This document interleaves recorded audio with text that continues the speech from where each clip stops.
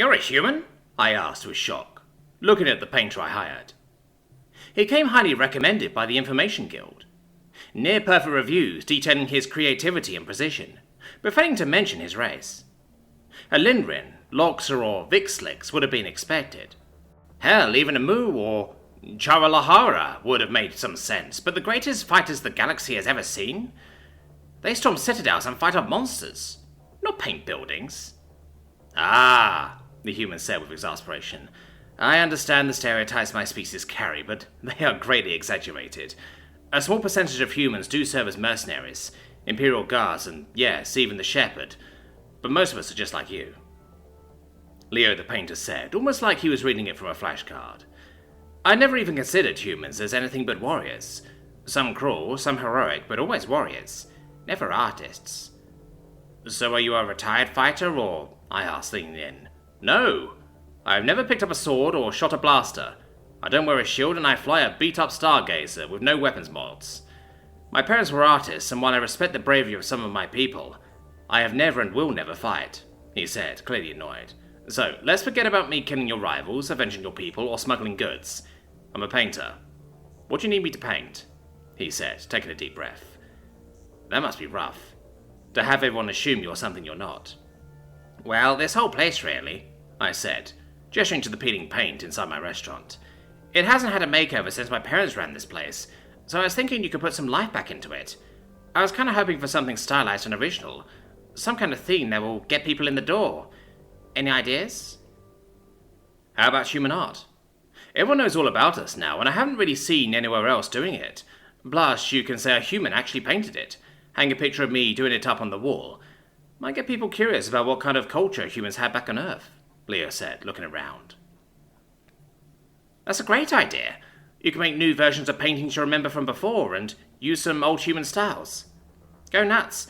Just make sure all the old stuff is covered up," I said, beaming. This was a really good idea. Human culture has been all the rave since the few surviving ones were rescued from Earth. Oh, maybe I could even serve some human food here, or at least convince people we served human food. "Could I ask some questions about humans while you work?" I asked, as Leo began scraping the old paint off the walls. "Be my guest," Leo said with a shrug. "Well, first of all, if human culture isn't about war and bravery, what is it about?" "Well, those things do play some role in our culture. I think it has more to do with personal relationships." "Oh, that's a lot like my people," I said with a little tail wag. "Yeah, the Limrin and humans actually get along pretty well normally. Lots of humans end up living on Limrin worlds if they don't want to fight." I remember my parents mentioning something about that. "Places like the Imperial homeworld can be a bit much for humans, since a lot of us lived in more isolated places near the end," he said, a bit downtrodden. "What was Earth like in the end?" I asked, walking over to him. "As bad as you heard. Humans panicked when they heard the world was ending and kinda brought it on themselves. I was young at the time and a lot luckier since both my parents were still with me. The three of us stayed in the woods, so we didn't see any of the really bad stuff, and we all left together in the end. People were good before that. We built things.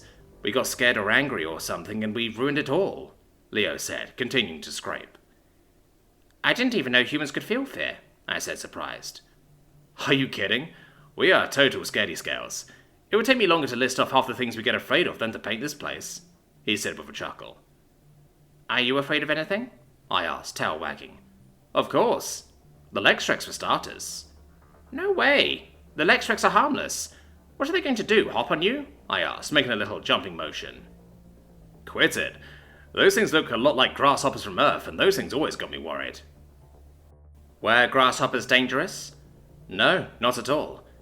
"Then why were you so afraid of them, silly?" I said, laughing as my tail wagged. "I told you, we humans are scared of scales," he said with a smile. "Tell me something else about humans," I asked, tail wagging hard. "Well, we had a lot more pets than any alien I've ever seen." "Oh, that's right, you domesticated animals on your homeworld. What did you use them for?" "In the modern day? Not much. We just kinda liked having little furry friends around to keep us company. Guess that's why we like the Lindrin so much," Leo said with a smile. "Lindrin are not human pets," I said, lightly punching Leo. "I'll have you know we are a highly intelligent species." Is that so? Then you wouldn't mind telling me more about Limerick culture, Leo said, finishing off the scraping. Ask away, I said, tail still wagging. What's the deal calling all your priests parents? Leo asked as he started mixing paints. Yeah, the protected church is kind of weird. They're really nice, but they act like we're all family, and that the leaders are all parents. I know they don't mean it exactly like this, but it always made me feel like I was a kid, I said, watching him focus on the paints. He had brought a few basic colours along, with a few dyes to blend in. He was making a light blue that seemed relaxing. Honestly, some Earth religions did the same thing, but we call the priest father, Leo said, getting onto a ladder to start with the ceiling. A, that's worse. B, why start with the ceiling? Why not just go for something simple on a walk to get yourself warmed up? I'm going to start with something I know, something famous, that most humans will probably recognize, Leo said, as he began to spread a mix of his mixed blue and pure white paint. The ceiling was rounded, so it would be pretty hard to paint on. Was the thing you're making originally on a curved surface, or are you going to have to adjust? I asked a little nervously. Leo was good, but I was worried he might be taking on something too tricky. I was expecting him to keep the ceiling monocolored like it had been. It was actually on the ceiling, just a much bigger one, so I'm just going to do a part of it here, he said, focusing more on his burgeoning art. Humans painted their ceilings? Not most of them, but this huge building, a holy building, had its whole ceiling painted. My parents took me to see it when I was a kid. It was the most beautiful thing I've ever seen. The building was 130 feet long and 40 feet wide, and every inch of that ceiling was painted incredibly, Leo said with reverence. How many people did it take to do that? Just one human. I was shocked. One human painted something that big alone, and it turned out so wonderfully? Why are humans so amazing? You paint ceilings and liberate planets, then still have time to chat with little old me. Some of us are amazing, some of us are monsters, but most of us just are. A lot of us, even some of the good ones, live in the shadows of the great and terrible ones, Leo said, losing himself in the art. What kind of human are you? I asked honestly. Leo wasn't a fighter, but as his art began to take shape, I did wonder if there was more to him than an average painter. I don't know. Maybe you can tell me after I finish, he said, glancing down with a smile. With that, I left him be. For the next few hours, I was trying to think about how to capitalize on this new human theme, but my conversation with Leo wouldn't get out of my head. There is something more to him, I thought, as I crumpled up my idea of human-themed meals and threw it in the trash. I checked the time and realized how late it was getting, then left my office, and was surprised to see Leo still there painting. Don't look yet, he asked pleadingly. I covered my eyes and said, I did pay you, why can't I see the work in progress? I wanted to be a surprise. Let me lock up tonight. I think I can finish it by Monday. Leo, you don't have to work over the weekend. I have the place closed for the next 2 weeks, so you have plenty of time to do a good job. But not something great, Leo said, looking at me with an intensity that could only come from a human. Okay, I'll see you Monday, I said with curiosity. Let's see what this human can do. Over the weekend, I almost returned to my little restaurant nearly every hour. At one point, I had got in my ship and started the engine only to change my mind. I was so curious what Leo was making, but I wanted to give him time to finish. When I did arrive on Monday, the smell of paint was heavy in the air. Leo's ship wasn't there, but the place was locked up. I unlocked the door and stepped inside, not knowing what to expect. When I looked up to see Leo's work, I wept. On my ceiling was a human on the ground, reaching for a divine figure, upheld by flying humans. The detail was extraordinary. Every time I thought I had seen it all, there was something more to see. On the floor by the ladder was a tablet with the original painting, which he must have used as a reference. It was identical, beside the cracks that had formed over time. I called Leo right away too. Well, I didn't even know why really, I just needed to speak to the person who had transformed my restaurant. I called him, and he answered in a daze, Hello, who is this? This is Kanzo. Listen, I just saw the ceiling, it's wonderful. I can't believe you were able to make something like this. I'm going to pay you extra, and free food for life, I said, my tail feeling like it was going to fall off. I'm not finished yet. What do you mean? It looks amazing. I hope so, but I still have to do the walls. Oh, I can just put a red coat on. You already scraped off the old stuff, we can call it good. I don't want to call it good. If you let me, I'd like to paint your walls too. Show us some more human art. I was stunned. Will you let me? Of course, I said ecstatically. For the next 2 weeks, Leo worked in my restaurant. Each bit of the wall were a different style from a different time or place. We talked while he worked, and I learned a lot about humans and Leo. He taught me about human food, which I started trying to recreate to his delight. We talked about human movies that we could show at the restaurant for our new movie night. This had always been a family-friendly restaurant, but Leo talked me into showing PG-13 and R-rated movies later in the evening, when all the kids had gone to bed. Those were the human equivalent of developing and developed-only movies. There were even some movies that existed solely to scare the viewer, called horror, which Leo really liked. Once a month, we would play a few back-to-backs. His parents had managed to hold onto a hard drive with thousands of movies and other human stuff when they left, and Leo thinks we can find more among other humans. On the last day Leo was scheduled to work for me, there was almost nothing left to do. Just taste a few more dishes and clean up, but I had something else in mind. Leo, you've completely changed this place with me, I said, holding his hands and wagging my tail.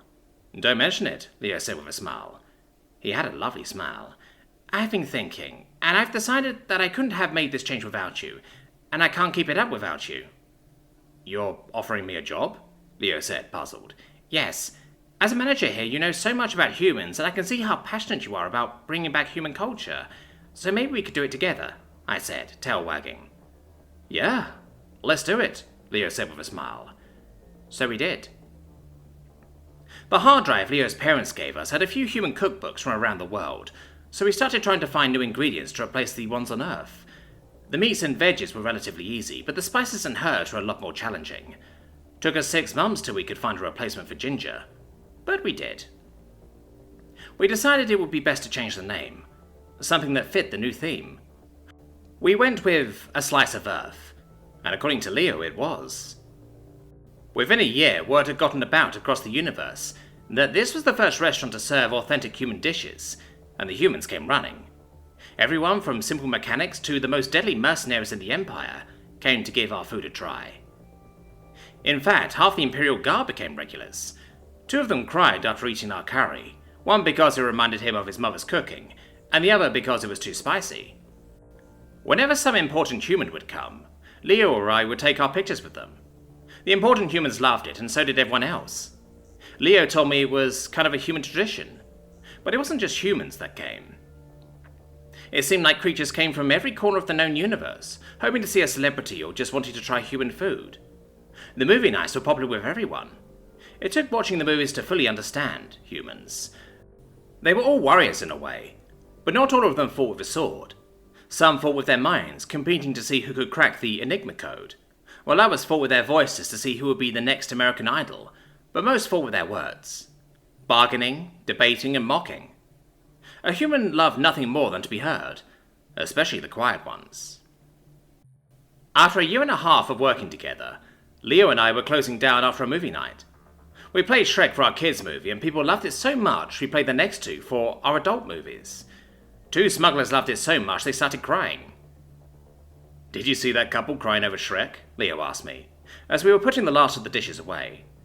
The Linrin and the Hateosi? I didn't think they were a couple, I said as I finished sweeping the floors. Yeah, it's kind of weird that a Linrin would date a totally different species, Leo said, walking over to me. It's not so weird. It's actually pretty common for a Linrin to date other races, I said, hoping I knew where this was going. Yeah, but the Hatosi is so much bigger. That's not really a problem. That just means they give better hugs, I said, tail picking up speed. But they don't have any fur, Leo said, stepping right in front of me. Oh, that's fine. Fur can get so messy, I said, my tail wagging ferociously. But they? I stopped Leo before he could finish, jumping onto him and giving him a loving kiss. But I don't care about those things. You're sweet, driven, and I like you, Leo, I said, clinging to him. He hugged me back. For those who don't know, human hugs are legendary. There is nothing in the universe so warm, calming, or safe as a human wrapping their strong arms around you. Even by human standards, this hug was amazing.